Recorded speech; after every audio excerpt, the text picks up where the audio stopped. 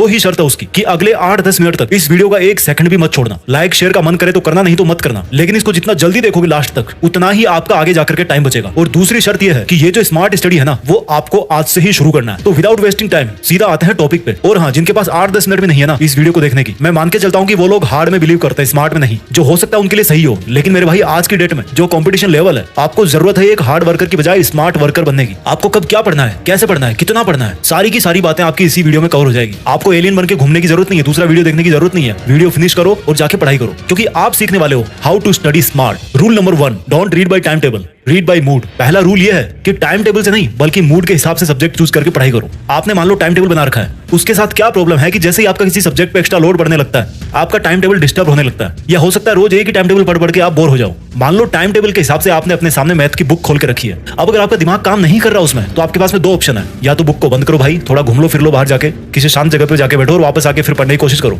दूसरा ऑप्शन यह है कि ये देखो, मैथ में अगर दिमाग आपका नहीं काम कर रहा तो साइंस में काम करेगा। अच्छा, साइंस में नहीं करेगा तो क्या इंग्लिश में करेगा?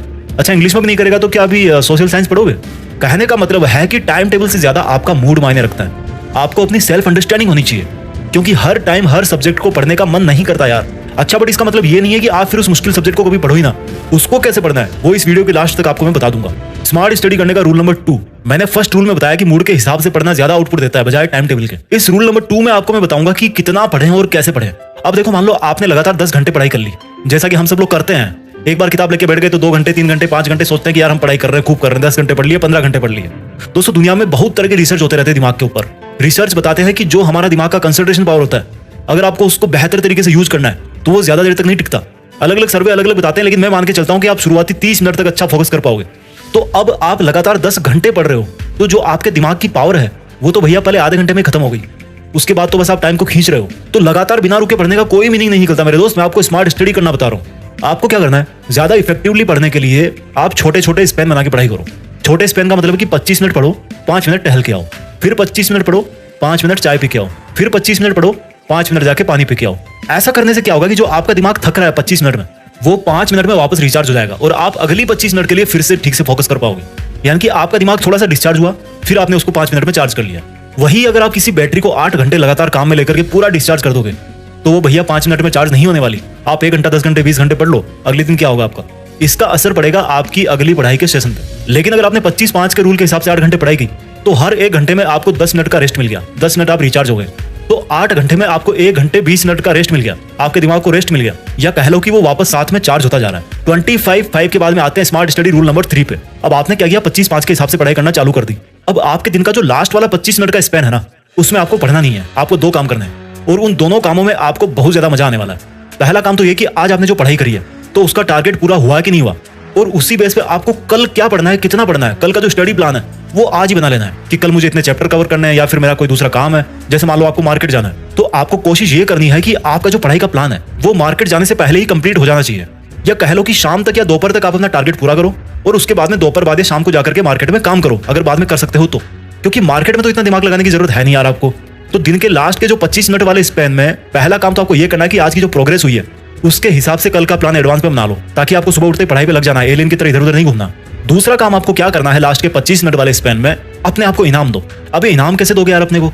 मान लो आपने कोई मूवी देख ली, या चले गए गोलगप्पे खा के आ गए, या दोस्तों के साथ गॉसिप कर ली, जिसमें आपको मजा आ रहा है, जिसमें आप डेली अपना टाइम वेस्ट करते हो, जिसमें आपको मजा आता है, उसको आपने उस लास्ट वाले स्पेन में किया, तो वो आपका एक तरह से रिवॉर्ड हो गया।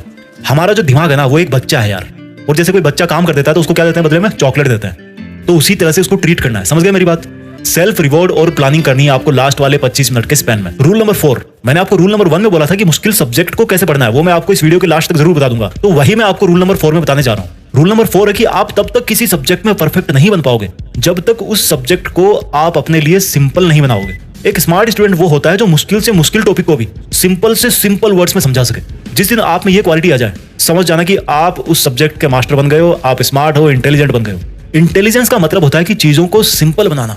जैसे मान लो कोई बहुत बड़ा साइंटिस्ट है, उसने एक ऐसी मशीन बना दी जो बहुत काम करती है, बटन दबाते कोबरा निकल के आता है, लेकिन उसको यार यूज करना मुश्किल है। तो इस इंटेलिजेंस में क्या मजा आया? अब वही साइंटिस्ट अगर उस हाईली कॉम्प्लिकेटेड मशीन को यूज करना बहुत आसान कर दे कि भाई कोई भी बंदा आएगा 5 मिनट में उसको सीख जाएगा, बटन दबाते डायनासोर निकाल लेगा वहां से, तो इसको बोलेंगे the real intelligence with real smartness.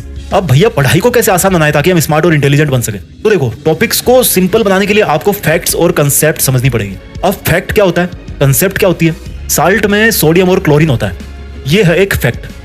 और वो बनता कैसे है, वो हो गई उसकी कंसेप्ट। तो आपको फैक्ट से ज्यादा कंसेप्ट पे ध्यान देना है। अगर आप कंसेप्ट समझ लोगे तो उससे रिलेटेड जितने भी फैक्ट्स हैं वो सब के सब आपको याद हो जाएंगे और हमेशा के लिए याद हो जाएंगे।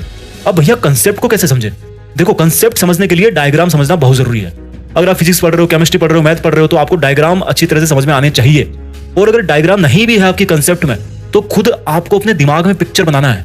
जिन लोगों ने चीजों को याद रखने के वर्ल्ड रिकॉर्ड बना रखे हैं, वो एक बात कॉमनली बोलते हैं कि जो भी आप पढ़ रहे हो, जो भी आप याद रखना चाहते हो, उसको याद करना है अगर लॉन्ग टाइम तक जल्दी से, तो उसकी अपने दिमाग में एक पिक्चर बनाना सीखो। क्योंकि शब्दों को भूलना आसान है पर तस्वीरों को नहीं। स्मार्ट स्टडी करने का रूल नंबर 5 है कि आप यार किचन में क्या करते हो? खाना बनाते हो ना? बाथरूम में क्या करते हो? नहाते हो? बेडरूम किस लिए बना है? सोने के लिए। पढ़ाई किचन में कर सकते हो, बाथरूम में कर सकते हो, तो बेडरूम में क्यों? बिस्तर पे लेट के क्यों? पढ़ाई अलग काम है, उसको भी अलग जगह चाहिए। जिस तरह बाथरूम में बैठ करके खाना नहीं खा सकते, किचन में बैठ करके सो नहीं सकते, तो बेड में घुस करके पढ़ाई कैसे करोगे यार? भाई, पढ़ने की भी एक अलग जगह होती है, तभी वो अंदर से वो वाली फीलिंग आती है कि यार मैं पढ़ रहा हूँ। जिस तरह से किचन में जाते खाने का मन करता है, टॉयलेट में जाते फ्रेश होने का मन करता है, उसी तरह से स्टडी प्लेस पर जाते ही आपका पढ़ने का मन करेगा। अरे भैया, लगाओ एक टेबल कुर्सी कहीं थोड़ा बेड से हटके, और वहां से अपने पूरे मनोरंजन की जो रंग बिरंगी सामग्री है उनको थोड़ा साइड में करो। आपका दिमाग आपको बोले कि वाह सर, आज तो मजा आ गया, क्या पढ़ाई हुई है आज तो, एकदम फोकस करने वाली जगह मिल गई, एकदम धांसू जगह है, कोई डिस्ट्रैक्शन नहीं था वहां पे। इसका फर्क पड़ता है मेरे भाई। आप बेड में घुस करके पता नहीं मुझे क्या करते हो। बेड किसके लिए बना है? इसलिए भाई, पढ़ना मतलब एक अलग काम, अलग एनवायरनमेंट और एक अलग प्लेस। मैं जल्दी से आपके लिए रिवाइज कर देता हूँ 5 रूल्स जो आपको करवाएंगे smart study. Rule number 1, don't read by time table, read by mood, ताकि आपका जो पढ़ाई में मन है ना वो लगा रहे। रूल नंबर 2, 25-5, 25-5, 25-5, 25 मिनट पढ़ाई, 5 मिनट मस्ती, 25 मिनट पढ़ाई, 5 मिनट खाना पानी, 25 मिनट पढ़ाई, 5 मिनट कुछ भी करो यार। Rule number 3, plan and party. दिन का जो लास्ट 25 मिनट वाला जो स्लेब है ना, उसमें अगले दिन की क्या पढ़ाई करनी है आपको, उसका प्लान आज ही करना है। आज कितनी आपने पढ़ाई करी, क्यों नहीं कर पाए, वो सब चीजें आपको एनालाइज करनी है ताकि आप कल उनको रिमूव कर सको। और जिस दिन उस डे वाला पढ़ाई का प्लान कंप्लीट हो जाए, टारगेट पूरा हो जाए, तो भैया थोड़े मजे भी कर लो। और जिस दिन पढ़ाई पूरी ना कर पाओ, तो उस दिन भी थोड़ी मस्ती कर लो यार, क्या बिगड़ता है? वैसे भी बिना पढ़ाई करे तो करते आ ही रहे हो, अभी तो कोशिश तो कर रहे हो कम से कम। रूल नंबर 4 है स्मार्ट स्टडी करने का, कि चीजों को सिंपल बनाने के लिए पढ़ो। इंटेलिजेंस और स्मार्टनेस का मतलब है कि चीजों को सिंपलेस्ट बनाना, और अपनी पढ़ाई को सिंपल बनाया जाता है कंसेप्ट से। आपको कंसेप्ट्स पढ़नी है। स्मार्ट स्टडी करने का रूल नंबर 5 है, जिस तरह से किचन में सो नहीं सकते, बाथरूम में खा नहीं सकते, उसी तरह से बेड पे लेट करके पढ़ नहीं सकते। कहीं अलग अपना थोड़ा एक आसन वासन लगाओ, कहीं पे फ्लोर पे बिछाओ, कुछ दरी वरी बिछाओ, वहां पे